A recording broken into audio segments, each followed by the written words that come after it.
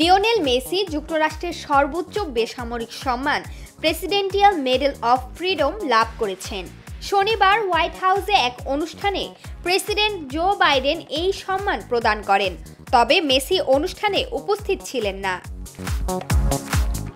Argentine বিশ্বকাপ জয়ী এবং 8 বার Ballon d'Or বিজয়ী মেসি বর্তমানে যুক্তরাষ্ট্রের মেজর লিগ সকারের ইন্টার মায়ামির হয়ে খেলছেন। তিনি এই সম্মানপ্রাপ্ত প্রথম আর্জেন্টাইন এবং প্রথম পুরুষ ফুটবলার। অন্যান্য সম্মানপ্রাপ্তদের মধ্যে ছিলেন ইউটিউব গায়ক ও অ্যাক্টিভিস্ট বোনো, প্রাক্তন বাস্কেটবল তারকা ম্যাজিক জনসন এবং প্রাক্তন পররাষ্ট্রমন্ত্রী হিলারি ক্লিনটন, যারা সবাই অনুষ্ঠানে উপস্থিত ছিলেন। তবে মেসির অনুপস্থিতি নিয়ে প্রশ্ন উঠছে। মেসির প্রতিনিধি দল ইন্টার মায়ামির মাধ্যমে এক বিবৃতিতে জানিয়েছে, তার পূর্ব নির্ধারিত কর্মসূচির কারণে তিনি উপস্থিত থাকতে পারেননি। বিবৃতিতে উল্লেখ করা হয়, ডিসেম্বরের শেষে ফিফা থেকে ক্লাবকে জানানো হয় যে লিও এই সম্মান পেতে যাচ্ছেন।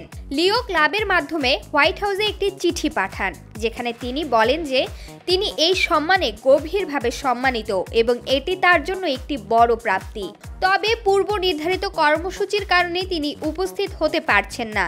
তিনি ভবিষ্যতে সাক্ষাতের আশা প্রকাশ করেছেন। হোয়াইট হাউস জানিয়েছে, এই পদক তাদের প্রদান করা হয় যারা যুক্তরাষ্ট্রের মূল্যবোধ, শান্তি বা গুরুত্বপূর্ণ সামাজিক ও জনকল্যাণমূলক কাজে অসাধারণ অবদান রাখেন। মেসির কর্মজীবন এবং শিশুদের জনস্বাস্থ্য ও শিক্ষা খাতে তার অবদান, যেমন লিও মেসি ফাউন্ডেশন ও ইউনিসেফের শুভেচ্ছা দূত হিসেবে তার ভূমিকা, তাকে এই সম্মান প্রদানে ভূমিকা রেখেছে।